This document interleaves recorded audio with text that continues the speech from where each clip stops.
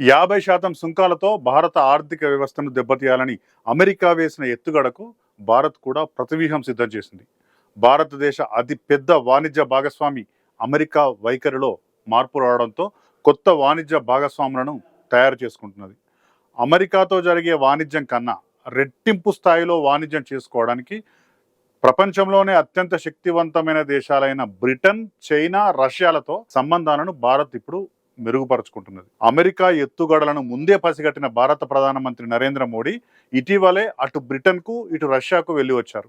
వాణిజ్య సంబంధాలపై కీలక చర్చలు జరిపారు. ఇప్పుడు చైనాకు పోతున్నారు.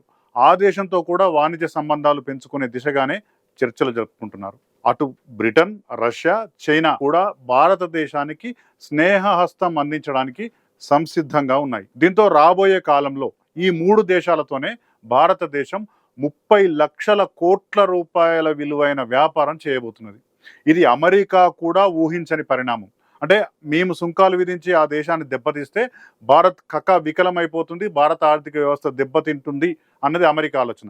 కానీ అమెరికా వెళ్ళిపోయినా సరే, అమెరికా స్నేహహస్తం విడిపోయినా సరే, ఇంకా అంతకన్నా శక్తివంతమైన దేశాలతో మైత్రి పెట్టుకోవడం ద్వారా, వాణిజ్యం చేయడం ద్వారా భారతదేశ ఆర్థిక వ్యవస్థను నిలబెట్టాలనేది ఇప్పుడు ప్రధానమంత్రి మోడీ, కేంద్ర ప్రభుత్వం నిర్ణయం. నిజానికి ఇప్పటి వరకు అమెరికానే భారతదేశానికి అతి పెద్ద వ్యాపార భాగస్వామి. భారతదేశం వస్తువులు ఎక్కువగా అమెరికాకే వెళ్తాయి. అక్కడే భారత్ ఇప్పటి వరకు లాభసాటి వ్యాపారం చేస్తుంది. ప్రతి ఏటా భారత్, అమెరికా దేశాల మధ్య $190 బిలియన్ విలువైన వాణిజ్యం జరిగేది. ఇది భారత కరెన్సీలో చెప్పాలంటే 16.6 లక్షల కోట్ల రూపాయలు. భారత్ నుంచి అమెరికాకు $81 బిలియన్ ఎగుమతులు జరిగేవి. అమెరికా నుంచి భారత్కు $41 బిలియన్ దిగుమతులు జరిగాయి. అంటే దాదాపు 50% వాణిజ్య లోటు అమెరికాకు ఉండేది. ఈ లోటు పూడ్చడానికంటూ అమెరికా అధ్యక్షుడు ట్రంప్ భారతదేశం మీద ఇప్పుడు 50% సుంకాలు విధించారు. అంటే మన దేశానికి చెందిన ఒక వస్తువు అమెరికాకు వెళితే, అంటే ₹1 విలువైన వస్తువు అమెరికాకు వెళ్తే అక్కడ ₹1.5 అవుతుంది. ఇలా చేయడం వల్ల భారతదేశం నుంచి వస్తువులు ధరలు పెరిగి మార్కెట్ పడిపోతుందని అమెరికా అంచనా. రష్యా నుంచి ఆయిల్ కొనవద్దని చెప్పినా విననందుకు భారత్కు విధించే శిక్షగా ట్రంప్ ఈ సుంకాల పెంపును వర్ణించారు. భారీగా సుంకాలు పెంచడం వల్ల భారత వస్తువులకు డిమాండ్ బాగా పడిపోయి ఆర్థిక వ్యవస్థ కుప్పకూలుతుందనేది అమెరికా అంచనా. అయితే అమెరికా అంచనాలను పటాపంచలు చేస్తూ భారతదేశం తన వాణిజ్య వ్యూహాలను సిద్ధం చేసుకుంటున్నది. అమెరికా సుంకాల వల్ల జరిగే నష్టాన్ని పూడ్చుకోవడానికి కొత్త భాగస్వాములతో చెలిమి చేయాలని డిసైడ్ అయ్యింది. భారత్తో పెద్ద మొత్తంలో వాణిజ్యం చేయడానికి శక్తివంతమైన దేశాలైన బ్రిటన్, చైనా, రష్యా ఇప్పుడు ముందుకొచ్చాయి.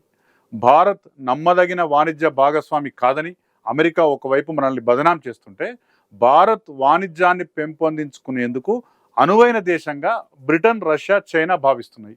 అమెరికా తర్వాత భారతదేశం చైనాతోనే ఎక్కువ వాణిజ్యం చేస్తుంది. అయితే 4-5 ఏళ్లుగా సంబంధాలు చెడిపోయాయి. భారత్, చైనా మధ్య గతంలో చాలా పెద్ద స్థాయిలో వాణిజ్యం జరిగేది. పరిస్థితులు బాగా లేకపోయినప్పటికీ, అంటే క్షీణించినప్పటికీ 2024-25 ఆర్థిక సంవత్సరంలో $127.7 బిలియన్ వ్యాపారాన్ని చైనా భారత్తో చేసింది. అమెరికా తర్వాత ఎక్కువ వ్యాపారం చేసిన దేశం చైనానే భారతదేశంతో. సో ఈ వ్యాపారాన్ని ఇంకా పెంపొందించుకోవాలని ఇప్పుడు రెండు దేశాలు నిర్ణయించాయి. భారత ప్రధాని నరేంద్ర మోడీ కొద్ది రోజుల్లోనే చైనాకు వెళ్తున్నారు. అక్కడ చైనా అధ్యక్షుడు జిన్పింగ్తో వాణిజ్య ఒప్పందాలపై కీలక చర్చలు జరిపే అవకాశం ఉంది.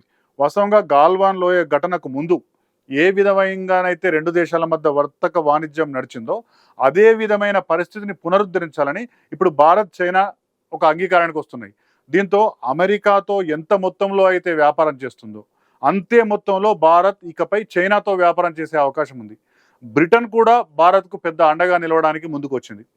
వాస్తవంగా 2024-25 ఆర్థిక సంవత్సరంలో బ్రిటన్తో భారతదేశం $54.9 బిలియన్ మేర వ్యాపారం చేసింది. రాబోయే 5 ఏళ్లలో ఈ మొత్తాన్ని రెట్టింపు చేసుకోవాలని రెండు దేశాల ప్రధానులు, ఇటు మోడీ అటు స్టార్మర్, ఇటీవలనే జరిగిన సమావేశంలో నిర్ణయించారు. భారతదేశం నుంచి బ్రిటన్ వచ్చే దాదాపు 99 రకాల వస్తువులపై ఎలాంటి సుంకం విధించబోమని బ్రిటన్ ప్రకటించింది. ఇది నిజంగా భారత వస్తువులకు ఎంతో మార్కెట్ చేసే అవకాశం కల్పించింది. రష్యా ముందు నుంచి కూడా భారతదేశానికి గొప్ప మిత్రుడు.